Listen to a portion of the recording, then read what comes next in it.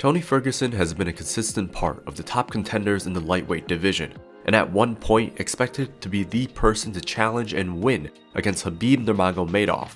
His recent defeats have shined the spotlight on Father Time, but that doesn't take away from the dominance that was Cucuy in his prime. In this video, we'll show how good Tony Ferguson actually was and all the fighters he has defeated to get to where he is today. Due to injury and just bad luck, he was never able to get a title shot against Khabib, but that doesn't take away from his incredible run. We'll cover all that and more in this video. Remember to like and subscribe for more content in the future. Now let's get started. McNuggets, you piece of I'm gonna kick your ass! You better come and defend that belt! Defend or vacate! The Ultimate Fighter Saga. Tony Ferguson got his start in the UFC through the Ultimate Fighter series. He had to apply multiple times before he was finally selected in 2010 and brought on in season 13 of the show. Prior to this, he was part of Pure Combat and had a record of 10-2, while also winning the welterweight championship in that promotion. This was also where it all started for Tony. His charisma, composure, and cockiness really shone through. After training under Brock Lesnar, he made his way through the contestants and made his debut in the finale against Ramsey Najim, where he defeated his opponent by first round knockout and secured his UFC contract.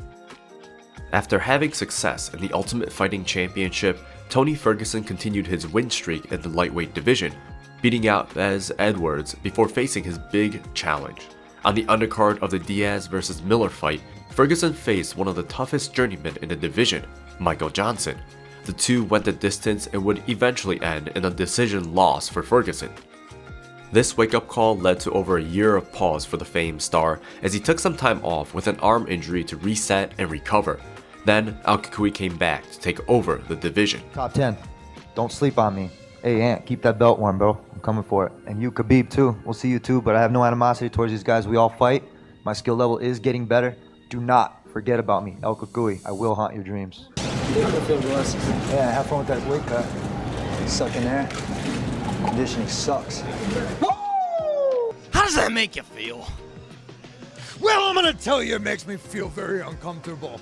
I got something coming for him. I'm gonna bitch slap that dude, I'm gonna hit him twice in the stomach, I'm gonna make him piss blood, and then he's gonna give me 20 fucking push-ups. You gotta understand one thing, you don't piss a guy off like me. You have better luck running through hell with your underwear soaked in gasoline than to fuck with a guy like me, Khabib. Lightweight Ascension.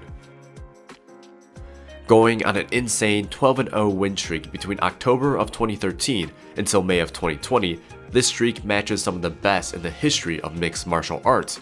What's impressive is the studs that Cucuy went through, starting with Katsunori Kikuno. Kikuno was no scrub, and he was a lightweight division in the Dream promotion and was on a 6-fight win streak leading to his matchup with Ferguson. However, Tony's length and evasiveness got the better of Kikuno, leading to a KO win in the first round, and Kikuno's lifeless stare after being knocked out. Several fights later, Tony would be matched up against an undersized lightweight in Edson Barboza, an electric striker that was on the rise. His momentum also came to a halt after facing Tony, succumbing to his pressure and eventual submission attempt. Tony's next fight, and perhaps the biggest in this streak, was against previous lightweight champion Rafael dos Anjos. The veteran has faced them all and held his own against fighters like Benson Henderson, Nate Diaz, and Anthony Pettis. This was a fight to make as both fighters were solid grapplers with immense pressure to start. Tony had to put out all the stops and even an Imanari roll to get dos Anjos to the ground. His persistence prevailed, leading to a decision win and a continued 12-win streak. Cucuy had focused chaos in his fights, being able to use his length and power to surprise and confuse his opponents. His record-winning streak in the lightweight division against these top fighters showed that. Yet one of the biggest what-ifs in this division was of Tony Ferguson and one of the greatest of all time, Khabib Nurmagomedov. The biggest what-ifs in the lightweight division. Like fighter, I respect him, but like human being, I don't understand this guy. MMA fans have always thought that if there's one fighter who could match the pace and grappling intensity of Khabib, it was Tony. Yet some things were not meant to be, as the matchup was scheduled 5 times, Yet each time, due to injury or world events, caused one of the fighters to withdraw. They would get as close as the week of the fight before some unforeseen event would cause the cancellation. What do you think would have happened if Khabib and Tony got into the ring?